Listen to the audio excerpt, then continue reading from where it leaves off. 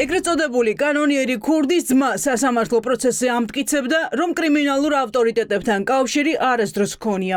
10 წლიანი მუხლით დაკავებული ლევან შუკაკიძე მოსამართლეს არწმუნებდა, რომ საქმოსანი კაცია. საფლავების ქვების ბიზნეს ფლობს და მესაფლავეებთან საქმიანი ურთიერთობა ჰქონდა.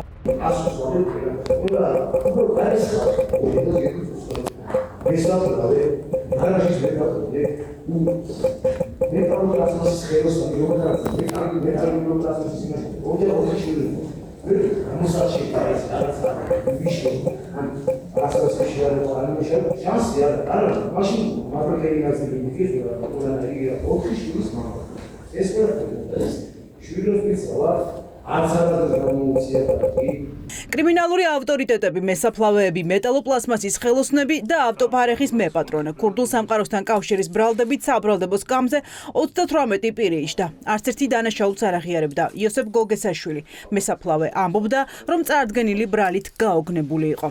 43 წელია მესაფლავე ვარ, ლევანს ვიცნობ წლებია. ქურდული სამყარო ვიცი ტელევიზორიდან, 15 კვადრატულ ვაგონში ვცხოვრობ, 4 შვილი მყავს, სოციალურად დაუცველი ვარ. ძლივს ვარჩენ ოჯახს, რის გირაოს გადამხდელი ვარ. დასაწყმეს ერთი მეზობელი მაძლევს, საჭმელს მეორე. აქ რატომ ზივარ, საერთოდ რა მინდა აქ? 7 სული ადამიანი მშიერი დამრჩა, მე ხა აქ რა მინდა. ვაგონში ვცხოვრობ, სასაფლაოზე, რა ქურდები. გამოძიების ვერსიით, ქურდულ სამყაროსთან კავშირის ბრალდებით დააკავებულთა ნაწილი ეგრეთ წოდებულ ქურდულ გარჩევებში მონაწილეობდა, ნაწილი კრიმინალურ სამყაროს უჭერდა მხარს, ნაწილი კი მოქალაქეებს არ ეკეტებდა და ფიზიკურადაც უსწორდებოდა. საბრალდებო სკამზე დუმილი გამოიყენეს გიორგი ჩადუნელმა, მეტსახელად ტარაკანამ და რევას წამალაშვილმა, იგივე წამალამ. წამალა 44 დაკავებულიდან ერთადერთია, რომელიც გამოძიების მტკიცებით საზღვარგარეთ მყოფ ეგრეთ წოდებულ კანონიერ ქურდებთან ჩადიოდა და დირექტივებს იღებდა. მინდა სუცხოში ყოფი გიორგი ჩადუნელი არ აღიარებს დანაშაულს და არც ბრალდების ფორმულირებაში არ არის და არც საქმის მასალებში ის მტკიცებულებები, რაც ადასტურებს მის ბრალეულობას. სანამ ფონოსკოპიური ექსპერტიზა არ არის დავიწყებ აქედან, რომ მტკიცებულებად ვერ მოიაზრება ეს კონკრეტული ჩანაწერები, რაც შეეხება ახლა სხვა მტკიცებულებებში ამ საქმის დარში დაზარალებული საერთოდ არ არის წარმოდგენილი არავინ. ის ფაქტი, რომ რევას წამალაშვილმა დატოვა საქართველოს საზღვარი და რამოდენიმე დღეში უკან დაბრუნდა, რა თქმა უნდა ვერ ჩაითვლება იმის დასტურად, რომ იგი კანონიერ ქურდებს ხვდებოდა. არც ერთ ქმედებას, არც ერთ სიტყვას არავინ არ დაუზარალებია და არავისთვის ზიანი არ მიუყენებია. პირიქით, თუ მოусმენთ თქვენ სრულად ამ აუდიო ფაილებს, ნახავთ და მოისმენთ, რომ რევას წამალაშვილი ყოველთვის კონფლიქტური სიტუაციების დიპლომატიური გზებით მოგვარების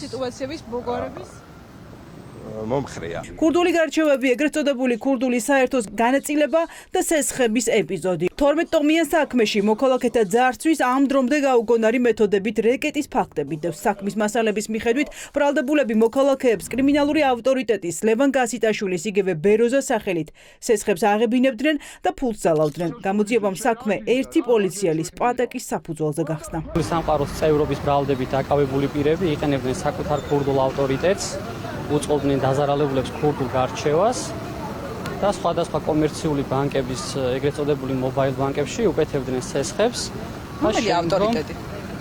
ქურდული სამყაროს წევრობაზე პასუხისმგებაში მიცემული პირები, გახლავთ ქურდული ავტორიტეტები.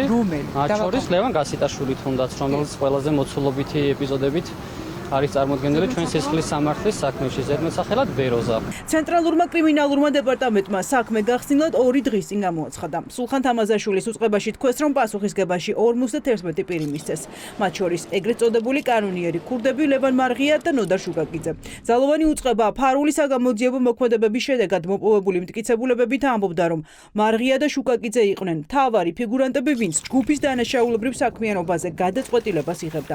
მარღიას პატიმრობა დაუსწრებლად შეეფარდა. შუკაკიძე საქმიდან საერთოდ გაქრა. ესენად ხოლმე იმას, რაც არ შეუშლის ხელს გამოძიების ინტერესებს. საქმის მასალების მიხედვით ლევან შუკაკიძე არის ქურდული სამყაროს წევრი, აქტიურად მოქმედებს ქურდული სამყაროს საქმიანობისთვის და ყველა მისი ქმედება მიმართულია იმის, რომ განახორციელოს ქურდული სამყაროს საქმიანობა და მიზნები.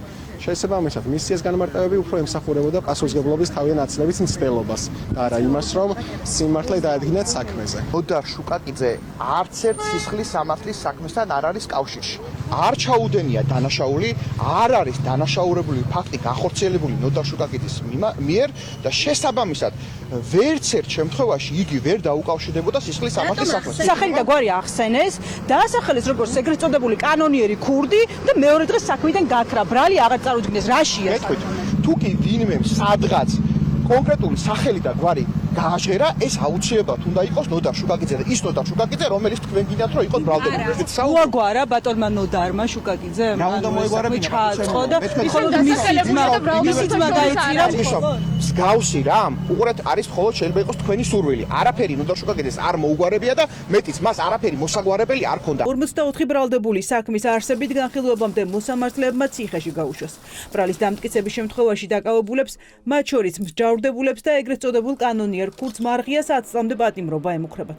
პროკურატურა არ გამორიცხავს, რომ ამავე საქმეზე ბრალდებულ პირთა წრე გაიზარდოს.